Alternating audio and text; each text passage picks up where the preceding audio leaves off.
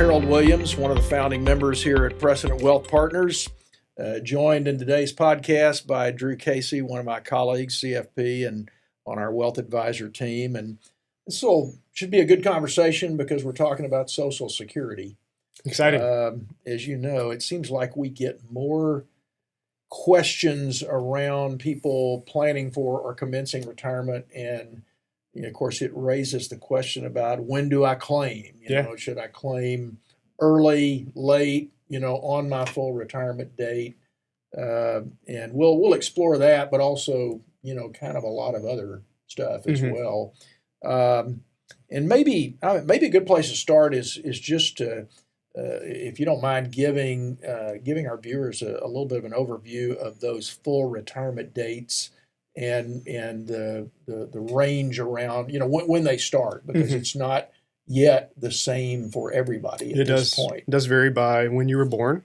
Full retirement age, just as a definition, is when you're entitled to claim your full benefit in the eyes of the Social Security system. So if you were born in 1957 or earlier, your full retirement age is here. You've already reached it.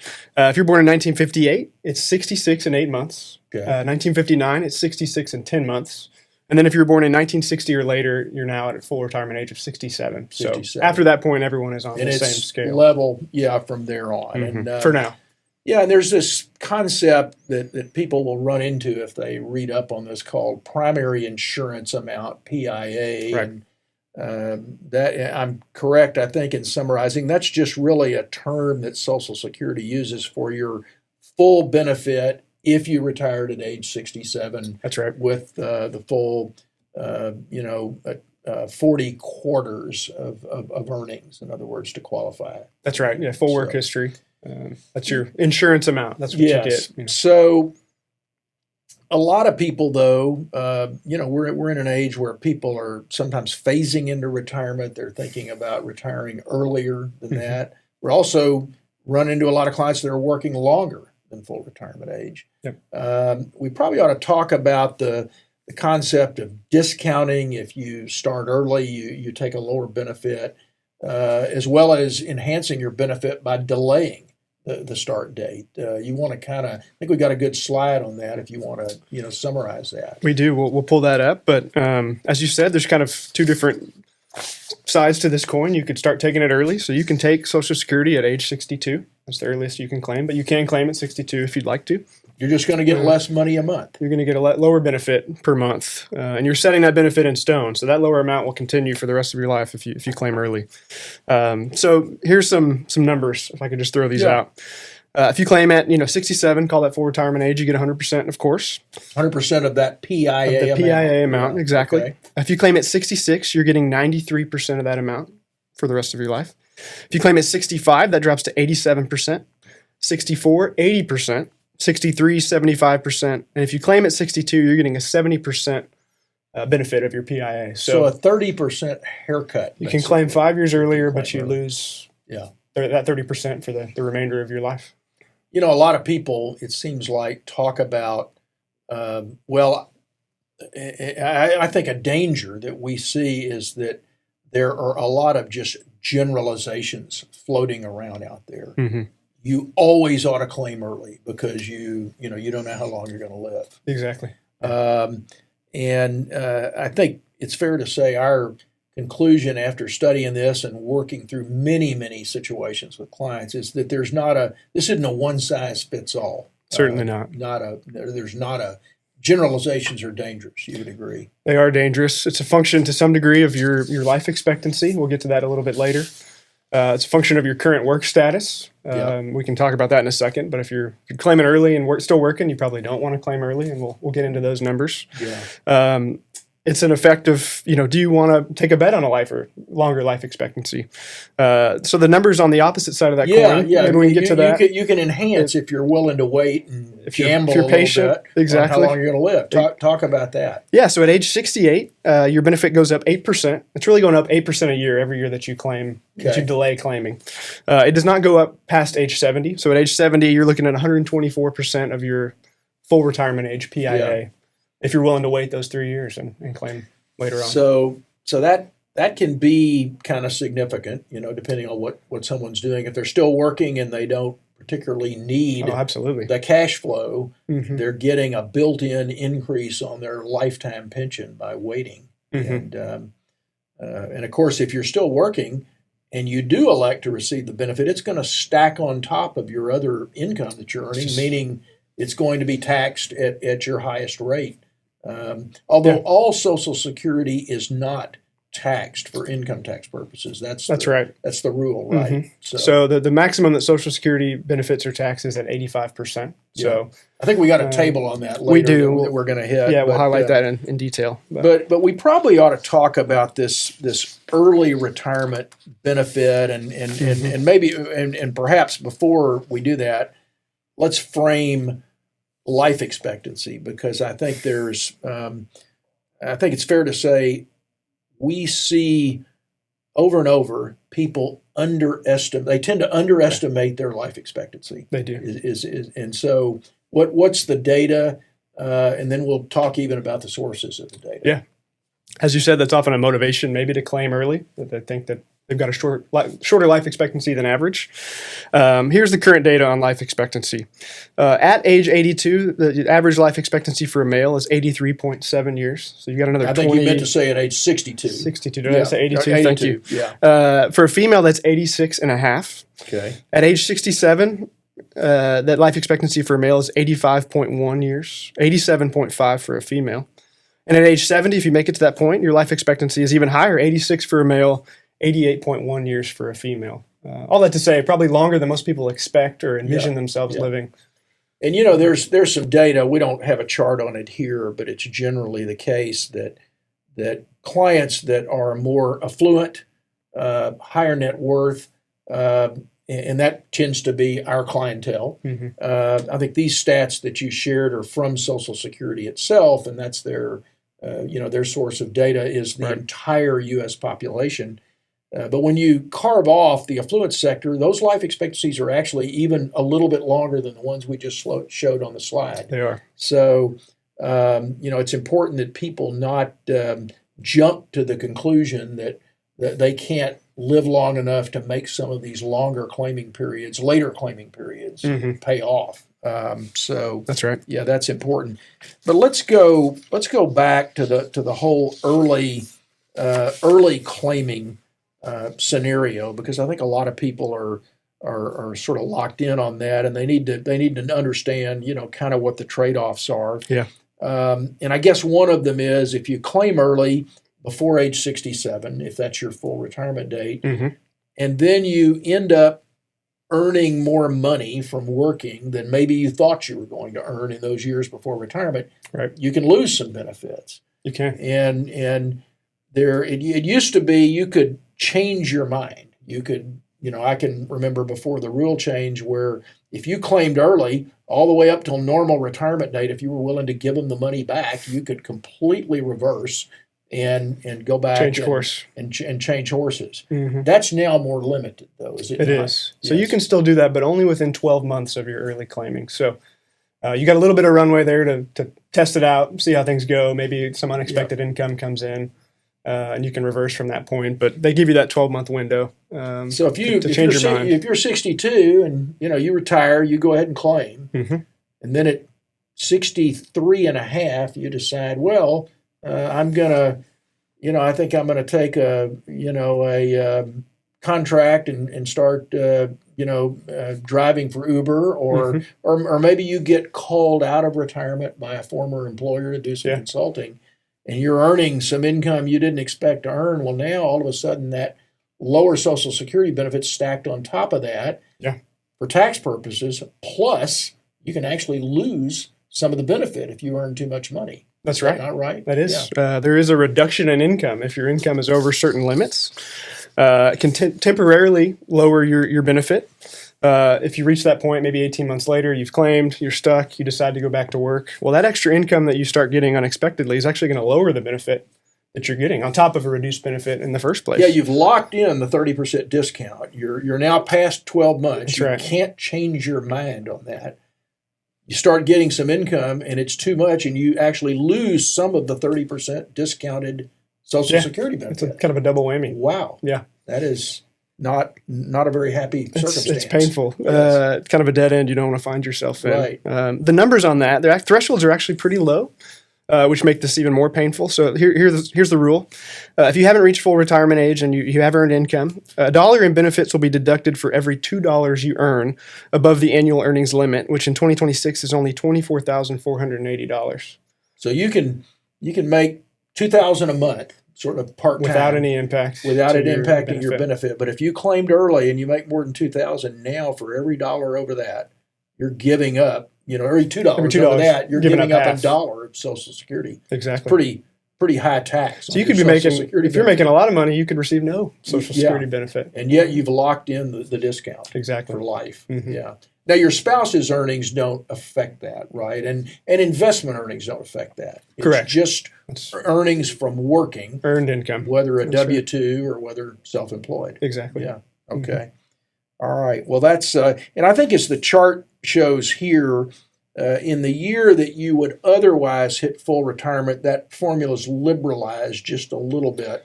It does, it is. You lose $1 for every 3 up until the month that you actually turn That's full right. retirement age, and then you're in the clear. It gets a little more forgiving in that year. So once you hit full retirement age, you could be making $1 million a year theoretically from working, and you're not going to give up any of your Social Security. That's right. benefit. No restriction beyond that point. Yeah. So- Okay. So I think the takeaway from that for our clients and friends is if you are evaluating these decisions in that range between age 62 and 67, Mhm.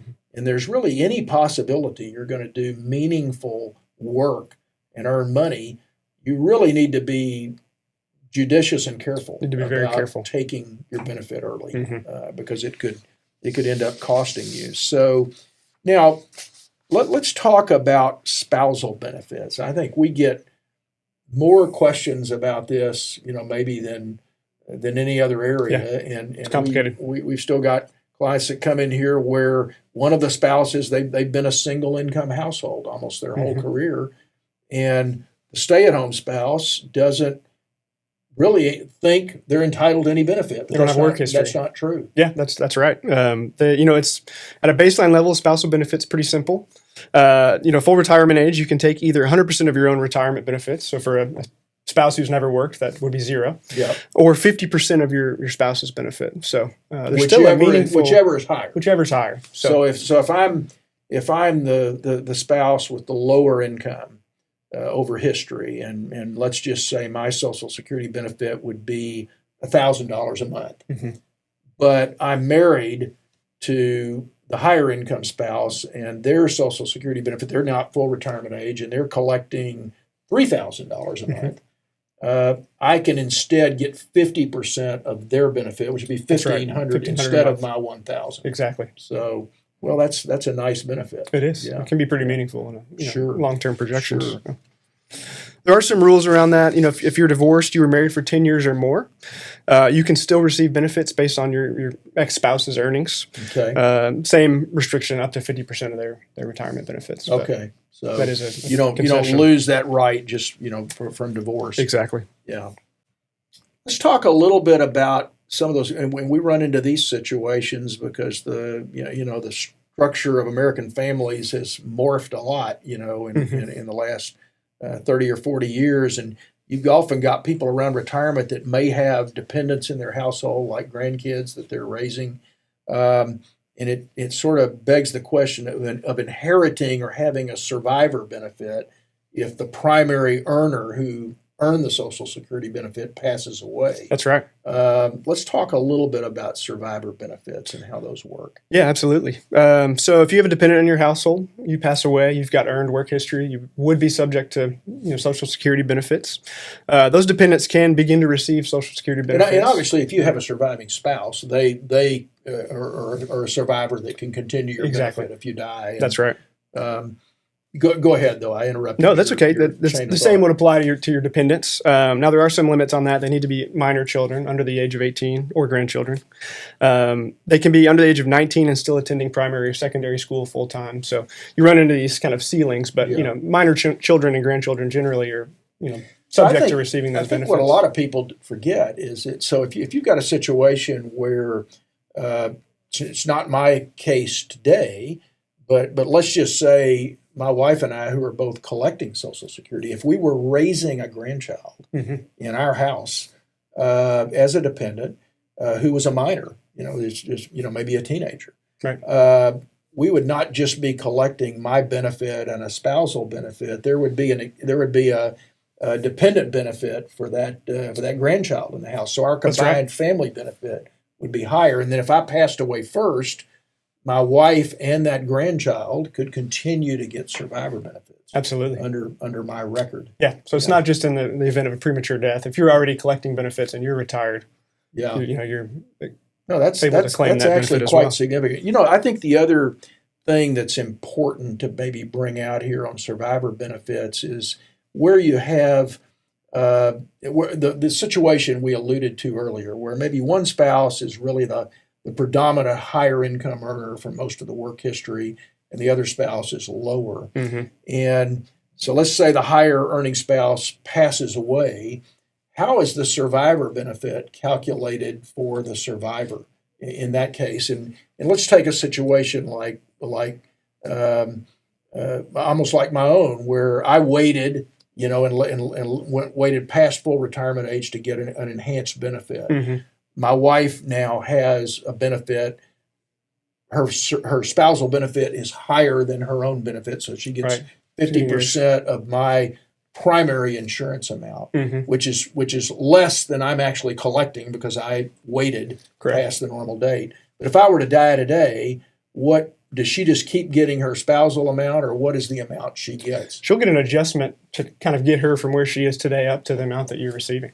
So that's quite significant, and that lasts for the rest of her life. And I think that's another reason for some of our viewers to really pause and think through strategy, particularly if there's much of an age difference between the spouses. Absolutely. Or a difference in perceived life expectancy, where the higher income earner is not expected to live as long, but where the survivor might live a great number of years. That can affect your decision on either not taking benefits early or even deciding to wait later to trigger the benefit. It's no longer your own life expectancy only. You're considering working the joint life expectancy. Yeah. So, and of course, we're making generalizations, here today.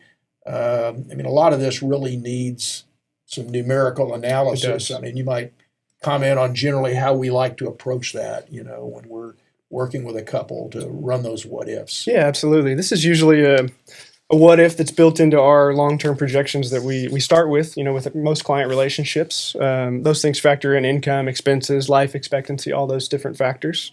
And then we'll kind of layer in this Social Security element on top of it. So we may start just assuming that a client's going to claim at full retirement age. Right. And then we'll come in and we'll modify the numbers and say, okay, no, what if they claimed early, or what if they claimed late? And what does that do to the overall projections, the ending financial assets? And, typically there's something we call a crossover point. We think about life expectancy and should I delay claiming or not?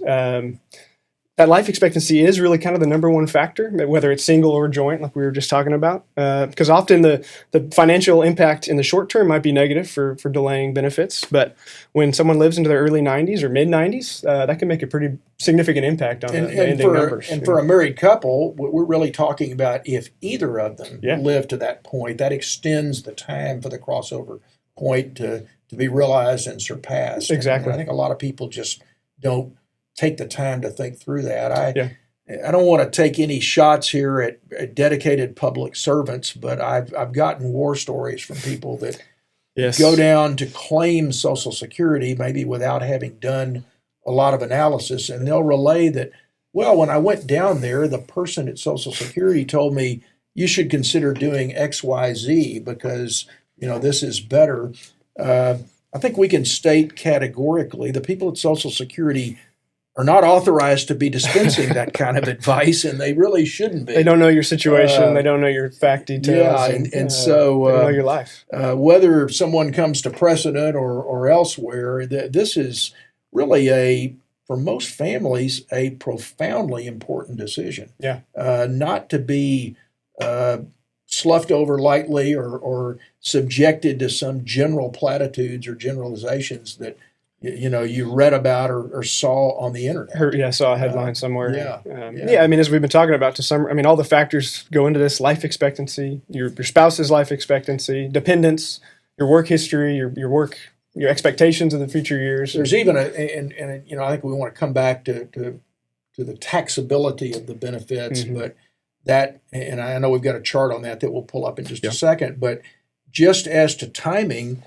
a lot of our clients come to us at the commencement of retirement. They have retirement account assets that are going to eventually be taxable when they draw them down. At some age past 70, they're going to have a required minimum distribution that they have to take. And so a lot of times we're discussing with them, well, do we have the opportunity to get some of these converted into a Roth IRA that would be non-taxable? That actually interrelates with the Social Security claiming decision, does it not? It does. Often in those analyses, we're trying to leave as much room as possible in the income, in certain years to make Roth conversions at a more efficient rate. So if you're claiming early, you're eating up some of your capacity. Chewing up your capacity for Roth conversions. Talk about the slide on the taxability of the benefits themselves, just as a reminder to people. Yeah, so the degree to which your Social Security benefits are taxable, again, depends on your income. So, if, a married couple filing jointly, for example, if you have less than $32,000 in combined income, your Social Security benefits are not taxable at all. If you're making between $32,000 and $44,000 a year, that's up to 50% taxability on your Social Security benefits. Now, those first two categories are not most of our clients. No, those are pretty low thresholds. So you're saying over 44,000 of realistically income. Yeah, you can tax 85%. And it's never more than 85%. It's never more than 85%. But what that means is a lot of people seem to be surprised that their Social Security benefits are taxable. They shouldn't be surprised, because that's you. For most people, you can just assume 85% is going to be taxable. That's a safe assumption in most cases. Not an 85% tax rate. Correct. Just 85% of it's going to show up on your tax return as income. As an income. 15% is tax-free, not considered in your income numbers. Just one other thing I think that's worth talking about here a little bit, for the benefit of our younger clients that come in. A lot of times they walk in the door and they say, I'll never collect any Social Security. The system's in trouble. Can't count on that. It'll be bankrupt. Talk about, we've looked at this and we have kind of a framework of opinion on it. Why don't you summarize that? Yeah, typically for young clients, we'll run things that way if they want to see that, just to show them the numbers. But realistically, we have a starting point of saying, okay, we're just gonna go ahead and haircut your Social Security projections to some degree. Now, the numbers that we use to haircut those benefits are based on the Social Security Board of Trustees data that they put out periodically. They'll analyze the shortfalls in the system and the future projections. And for example, in 2014, the board estimated a 23% cut in benefits after 2033. Today, it's predicting a 17% reduction after 2035. And so we'll use those kinds of haircuts to account for maybe the risk in the system. But all of that is really predicated on the assumption that Congress will never bring to the table some steps to bolster the financing of Social Security, which they've done several times in the past. I think our general view is it's sort of political suicide, probably, for Congress to allow benefits to be cut. So while they've procrastinated, and that does tend to be their history. It's probably likely in the next few years they're going to muster the resolve to pass some legislation to boost the system, to boost its finances, and that probably means no near-term reduction in benefits for certainly anybody that's within shouting distance of retirement. Mm-hmm. Now, for our much younger clients, we tell them, you might be prepared that full retirement age by the time you get there may not be 67. It might be 70 or 71, because people are living longer. Yeah. I mean, a lot of people don't realize in the 1930s, when Social Security was enacted and full retirement age was 65, the average life expectancy of a newborn in the United States was 66.5 years. Pretty You easy know, to cover that so funding. Yeah. The system was intended to fund about 1.5 years of the average Not person. 30 years. Yeah, like it is so today. Yeah. we've only moved the retirement age up 2 years, Yeah. you know, in almost a century. Relative to So life expectancy. it's that's probably time to edge it a little bit further. For Yeah. sure. Don't say So, that, Harold. Yeah. Don't put that into Sorry to existence. deliver that news to you, but it's probably the reality. Probably is. Yep. Yeah. But I think our feeling is you know, it's not in danger of going bankrupt, but we do need the political side of the government to step up to the line and do what they need to do. And I think we're at the end of the day, we're pretty confident they'll get around to doing We that. expected that would happen. Yeah. So, any kind of bottom line on all of this in your mind to sum it up? It's going to sound like a broken record, but really, circumstances really matter here. Yeah. Life expectancy, income, dependence, all those things factor into this mix. Roth conversion, other tax planning things that you may be trying to accomplish, Right. separate from this issue. Inflation is always a risk. You know, Social Security does get a cost of living adjustment intended to keep up with inflation. Sometimes we'll conservatively run that at a lower number, Yeah. just as another conservative measure to keep the numbers realistic. So, you know, delaying Social Security, though, if you're looking at a 24% increase to your primary insurance amount, you know, by waiting 3 years, that can be a great inflation. A 24% hedge, adjustment to an inflation hedged Yes, pension. your starting point is 24% higher than it would have been. That's So a remarkable. That's a remarkable asset to have an That can be inflation pretty hedged, meaningful. pension. Yeah. So, we think if you're in good health, certainly if you're still working, I mean, delaying Social Security can be very, very positive when Yeah. it comes to the long-term projections in retirement. And of course, the circumstances matter, but run the numbers. we run the numbers. That's exactly. that's really that's the story. And of course, that sounds a little self-serving for us to say that since we're in the business of running those numbers. But in all kidding aside, we're happy to help you as our clients and any of you as friends that want to sit down and look at these things. This is something we're used to talking about and happy to engage with you on. But regardless of how you look at it, it's a very important element of one's retirement strategy, and it deserves attention and scrutiny. So we would encourage you to do that. So we'll call it a day for now, and thank you for your time and attention. We're Precedent Wealth Partners. Let's talk.